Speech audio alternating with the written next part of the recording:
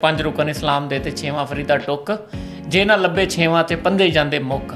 नज़रिया पाकिस्तान ने हमें दिया क्या है, क्यों डिस्कस कर रहे हैं नज़रिया पाकिस्तान को, इतना ज़्यादा नज़रिया को प्रमोट क्या करते हैं, ये है क्या। जो हमारे ज़िक्र से एराज़ करेगा, जो हमारे ज़िक्र से मतलब उसको नहीं करेगा, ज़िक्र को अल्लाह ताला का ज़िक्र नहीं करेगा, उसकी मईशत तंग कर दी जाएगी। तो वैसे ये कौम हमें ये सोचना चाहिए। और 71 में जिसकी आप बात कर रहे हैं, वो जो हमें दिन देखना पड़ा था, उसकी बड़ी वजह भी यही थी ना कि हमने वो जिस पे जमा हुए थे ना, वो छोड़ दिया ना, ला इलाहा इल्लल्लाह जी मुहम्मद बिल्कुल। रसूलुल्लाह। बात यह है एक कौम बनने की, और वो कौम आप तभी बनेंगे जब इस नज़रिया पाकिस्तान की छतरी तले आएंगे।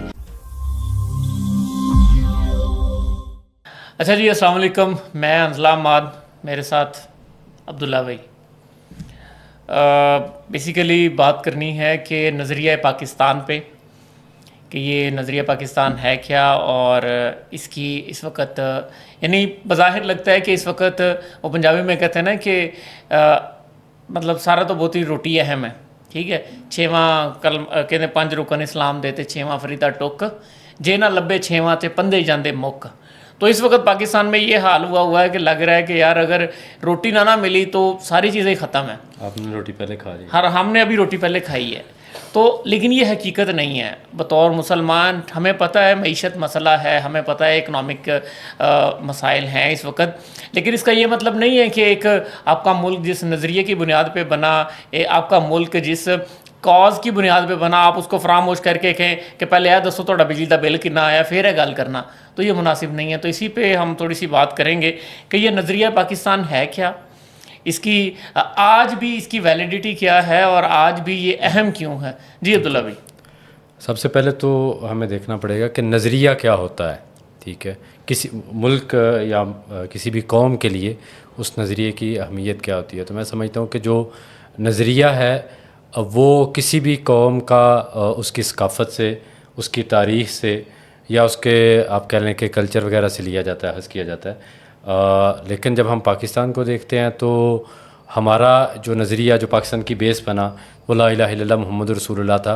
जितनी भी कौमियतें हैं या फिर जितने मुख्तलिफ़ इलाक़ों में बसने वाले लोग थे, उनका रंग नस्ल बिल्कुल जुदा था, लेकिन इस सब के बावजूद वो जिस चीज़ पे जमा हुए थे वो ला इलाहा इल्लल्लाह मुहम्मद रसूलुल्लाह था। और ये वो नज़रिया था जिसको हम नज़रिया पाकिस्तान कहते हैं, और इसकी असास ला इलाहा इल्लल्लाह मुहम्मद रसूलुल्लाह। तो इसने सारे बरसगीर के लोगों को और बिलखसूस मुसलमानों को मुजतमे किया था, और उनको एक वाज़े मकसद दिया था। तहरीक को जो पीछे जो चलती आ रही थी, उस तहरीक को एक वाज़े मकसद दिया था, और फिर उस पे जाके पाकिस्तान हमें मिलता है। तो ये बेसिकली एक नज़रिया पाकिस्तान है।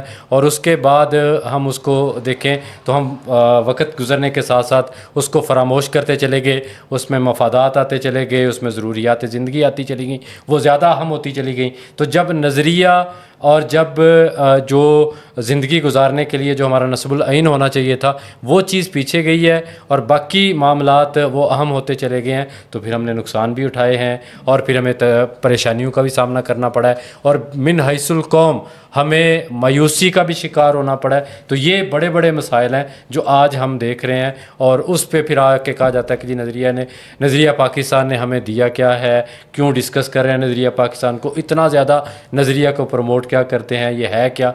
तो ये बेसिकली एक डिबेट है। ये असल में हुआ ये है कि जब पाकिस्तान बना ना, हम इसको कहते थे और कहते हैं और कहते रहेंगे कि ये मदीना सानी है। मुझे पता है कि कुछ हमारे सियासी ऐसे रहनुमा गुजरे हैं जिन्होंने इस टर्म को इतना गलत इस्तेमाल किया है कि बदकिस्मती से ये बदनाम हो गई है, लेकिन दर हकीकत इस्लाम के नाम पर बनने वाली दूसरी रियासत पाकिस्तान ही है, इसीलिए हम इसको मदीना सानी कहते हैं।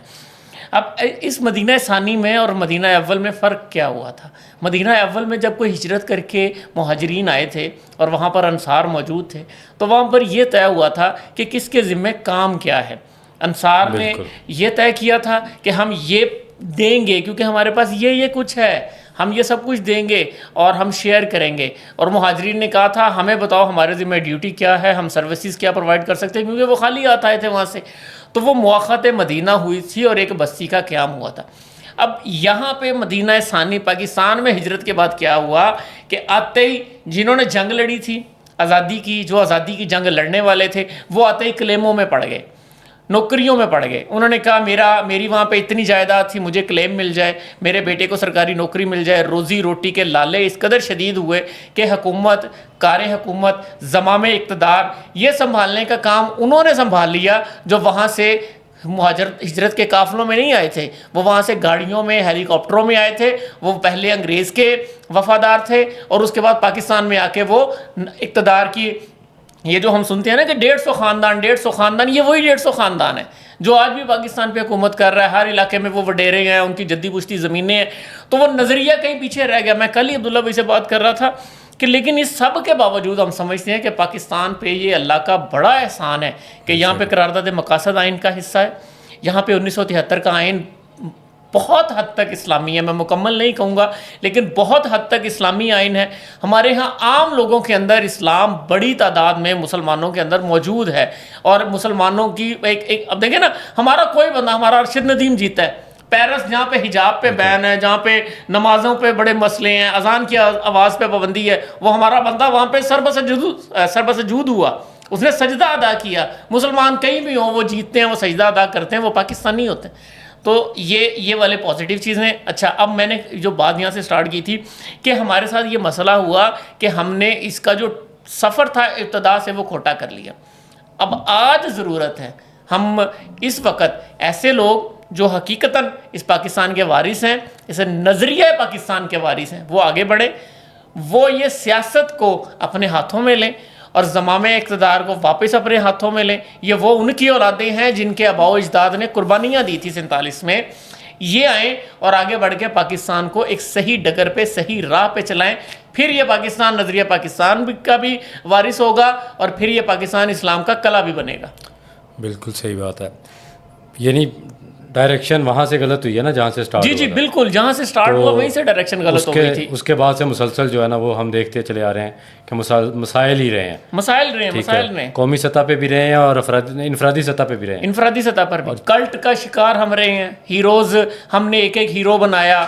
کتنی انقلاب کی کوششیں ہوئیں پاکستان میں, مختلف مواقع پر ہوئیں. کسی نے مسلک کا نام لے کر انقلاب لانے کی کوشش کی, کسی نے سیاسی پارٹیوں کے نام کے ذریعے کی, کسی نے کسی لسانی یا اپنی کوئی ایتھنیسٹی کی بنیاد پہ کوششیں کی اور ابھی بھی جاری ہیں. لیکن وہ کوششیں ایک ان میں سے کامیاب ہوئی دشمن کی مدد سے, جو ہم نے اپنا مشرقی بازو گنوایا. اس کے علاوہ باقی ساری کوششیں آج بھی دشمن کی طرف سے جاری ہیں. لیکن اس کا حل اور علاج ایک ہی ہے, وہ اسی نظریہ پاکستان میں. کیونکہ اتنی زیادہ ایتھنیسٹیز کو آپ ایک بینر کے تلے کیسے جمع کر سکتے ہیں جن کی نہ زبان ایک ہے, نہ ان کی قوم ایک ہے, نہ ان کا رہن سہن. بلوچ, کشمیری, بالکل مختلف طرز زندگی ہے. جی بی میں رہنے والا کراچی میں رہنے والے سے بالکل مختلف زندگی جیتا ہے. لیکن یہ ایک چھتری تلے جب آتے ہیں تو وہ چھتری صرف لا الہ الا اللہ کی چھتری ہے. اور 71 میں جس کی آپ بات کر رہے ہیں, وہ جو ہمیں دن دیکھنا پڑا تھا, اس کی بڑی وجہ بھی یہی تھی نا کہ ہم نے وہ جس پہ جمع ہوئے تھے نا وہ چھوڑ دیا نا, لا الہ الا اللہ محمد رسول اللہ, اور بنگالی بن گئے, ادھر سے یہ پنجابی بن گئے, ادھر سے جو بلوچی ہیں, یعنی قومیتیں آ گئیں. جن چیزوں کو چھوڑ کے ہم نے نظریہ پاکستان اپنایا تھا, لا الہ الا اللہ محمد رسول اللہ کو اپنایا تھا, وہ چیزیں چھوڑ کے آئے تھے. اب جب دوبارہ ان کو اپنا لیا تو پھر وہ دن دیکھنا پڑا کہ مشرقی پاکستان کٹ کے بنگلہ دیش بن گیا. لیکن آج وہاں بھی وہ نظریہ دوبارہ سے زندہ ہو گیا. بالکل, وہاں پہ زندہ ہوا ہے نظریہ. دیکھیں, قومیت کی بنیاد پہ دنیا میں بڑی تعریفیں ہیں قوموں کی, وہ یہی ہوتی ہیں جی, ایک قوم, ایک کلچر, ایک رنگ. لیکن وہ پاکستان پہ تو پوری نہیں اترتی. تو پاکستان پہ تو واحد جو کلمہ طیبہ والی. اچھا, اب آج اس وقت جو مسئلہ ہے نا سب سے بڑا, وہ مسئلہ اس وقت یہ ہے کہ لوگ کہتے ہیں روٹی پوری نہیں ہوتی تو انہوں نظریے دی پئی ہے. بالکل یہ بڑا مسئلہ ہے بھائی اس وقت کے روٹی. تو مجھے اکثر قرآن مجید کی وہ آیت یاد آتی ہے کہ اللہ تعالیٰ کہتے ہیں وَمَنْ أَعْرَضَ عَنْ ذِكْرِي فَإِنَّ لَهُ مَعِيشَةً ضَنْكًا, کہ بھائی جس کی جو ہمارے ذکر سے اعراض کرے گا, جو ہمارے ذکر سے مطلب اس کو نہیں کرے گا, ذکر کو اللہ تعالیٰ کا ذکر نہیں کرے گا, اس کی معیشت تنگ کر دی جائے گی. تو بحیثیت قوم ہمیں یہ سوچنا چاہیے. اب روٹی نظریے سے پوری ہو سکتی ہے, وہ کیسے ہوگی کہ ہم اس نظریہ پاکستان کو جو ہم بار بار بات کرتے ہیں لا الہ الا اللہ محمد رسول اللہ, اس کو فقط ایک نعرے کی بنیاد پہ نہ لیں, اس کو فقط ایک علامتی نظریے کے طور پہ نہ لیں, بلکہ اس کو اگر ہم پاکستان کا نصب العین بناتے ہیں, پاکستان کے لیے ایک وے فارورڈ کے طور پہ لیتے ہیں, تو پھر یہ ہمارے مسائل حل بھی کر سکتا ہے, جو کہ معاشی بھی مسائل بھی ہیں اور جو سیاسی ابتری بھی ہمیں دیکھنے کو مل رہی ہے. یہ سارے مسئلے حل ہو سکتے ہیں. قوم کسی ایک نقطے پہ جمع ہو سکتی ہے اور ہم اس کے اندر اب یہ نظریہ پاکستان ہے بیسیکلی یہ جو اسلام کا کوڈ آف کنڈکٹ ہے سارا اسی کے اوپر ہے. تو اس میں ہمیں جو سودی معیشت ہے ہماری جس کی وجہ سے ہم اتنے مسائل کا شکار ہیں, اتنے پریشان ہیں, اس سے یہ چھٹکارا ہمیں یہ نظریہ پاکستان دلوا سکتا ہے. ہمیں جمع یہ نظریہ پاکستان کر سکتا ہے. ہمیں ہمارے اندر سے جو صالح اور با کردار قیادت ہے وہ ہمیں نظریہ پاکستان فراہم کر سکتا ہے. یہ بڑے بڑے مسائل ہیں جن کی وجہ سے آج ہم سارا کچھ ہونے کے باوجود ہمارے پاس نہ ٹیلنٹ کی کمی ہے, نہ وسائل کی کمی ہے, نہ ہی اللہ تعالیٰ کی طرف سے دی گئی جو نعمتیں ہیں, جو معدنیات ہیں, کسی بھی چیز کی کمی نہیں ہے. اگرچہ ان چیزوں پہ ہمارا مذاق بھی پاکستان کا اڑایا جاتا ہے کہ یہ جناب مطالعہ پاکستان میں یہ چیزیں پڑھائی گئی تھی, مطالعہ پاکستان میں یہ تھا وہ تھا, تو وہ سارا کچھ موجود ہے. مسئلہ یہ ہے کہ ان کو یوٹیلائز کہاں پہ کیا جا رہا ہے. یہ اصل بات یہ ہے کہ جب قیادت ایماندار اور دنیا میں ایسے ملک ہیں, میں کل دیکھ رہا تھا کوریا میں لوہے کی ایک کان نہیں ہے اور سب سے زیادہ گاڑیاں سب سے زیادہ موبائل کوریا والے بناتے ہیں, ٹھیک ہے. اور اسی طرح اور بھی دنیا کے بہت سارے ملک ہیں جہاں پہ کوئی چیز نہیں اگتی, کوئی چیز نہیں پیدا ہوتی, لیکن وہ بڑی ترقی کریں گے. بات یہ ہے ایک قوم بننے کی, اور وہ قوم آپ تبھی بنیں گے جب اس نظریہ پاکستان کی چھتری تلے آئیں گے. میرا خیال ہے یہیں پہ بات ہم اپنی اختتام کرتے ہیں. تو امید ہے کہ ہم اپنی کوئی بات کسی نہ کسی حد تک آپ تک پہنچا پائے ہیں, سمجھا پائے ہیں. اجازت دیجیے عبداللہ بھائی, آپ کا بہت شکریہ. اللہ حافظ.